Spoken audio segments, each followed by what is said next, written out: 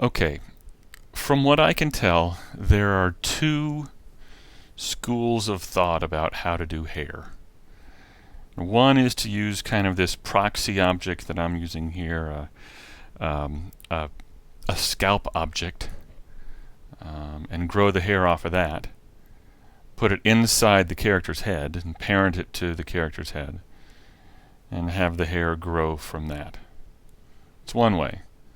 The other way is to actually have the hair grow out of the character itself and control where the hair is growing by vertex maps and weight maps and that kind of thing.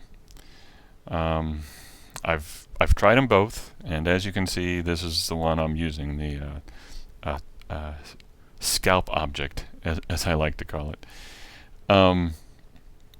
When I tried to grow the hair out of the character itself, no matter what I did, it just didn't render very well. I mean, Blender just choked. And I don't know if it's Blender, I don't know if it's my computer, I don't know. But this turns out to render much more quickly than the other way. As for where to get information on how to do hair, I would say the blender.org user manual is good. It's kind of broad, but it gives a good overview. Tony Mullen's character animation book is good, has a good rundown of hair, and he's a proponent of this method here using the proxy object. Ooh, that's bad. There's a lot of tweaking here you got to do with hair. Secondly, thirdly, I should say, another good place for information on hair is Roland Hess's book. I believe it's called Animating with Blender. That's got a good rundown of setting up hair. So anyway, there are a couple things. I mean, I'm not going to go. Clearly, this is going too fast for me to go through every single detail in setting up hair. There are good places to get information better than I can probably give you.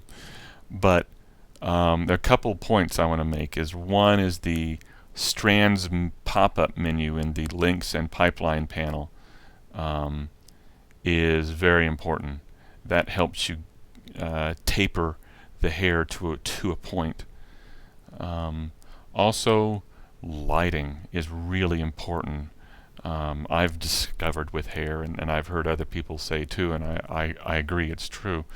For each light, I use a high shadow buffer size, a high sample rate like 5, and low bias like 0.025 or something like that.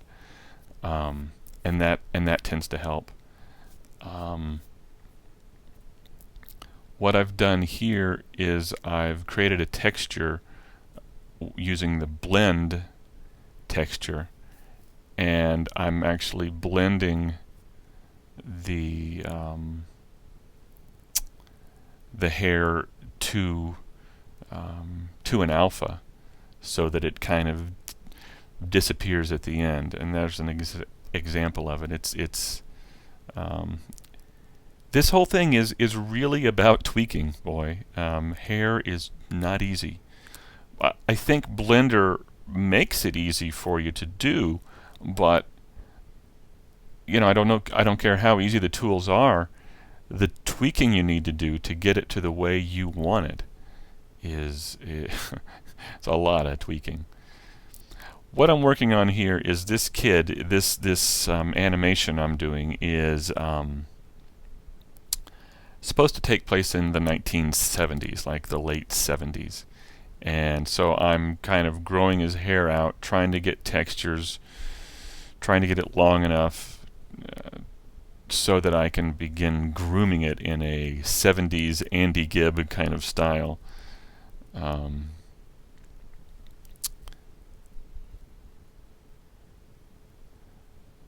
So what I'm doing here, I'm about to hit the set edit button, And once I click on Set Edit, my materials or my hair settings are locked in. I can change the materials, but not the settings of the hair. So now I'm just grooming, and I think it's clear that I do not have a future in in hairstyling. It's you think you know how hair should look and how hair should go until you begin trying to groom it on a 3D character here. One thing that really helps too is to enable the shadow calculations in the render panel. Once you do that and you begin rendering, it really helps the look of the hair. I mean, this look is beginning to look a lot more like hair. So materials, lights, shadows are all as important as the actual thickness and length of the hair. So now I'm beginning to try and figure out how to give him a little 70s hairstyle without making him look like a girl, which isn't easy.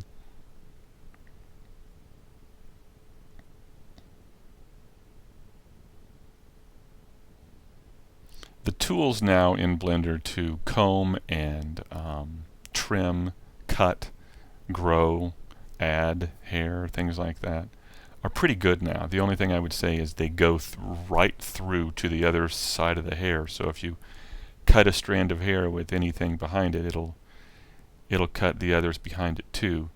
You can go into point select mode, select certain hairs, and have it affect only those.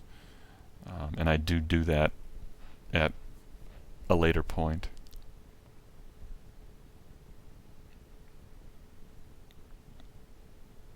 So you can begin to see it take shape here. I'm really kind of working on one side here to get it how I like it, and then I'll try and do that on the other side too. The good thing is hair doesn't have to be symmetrical.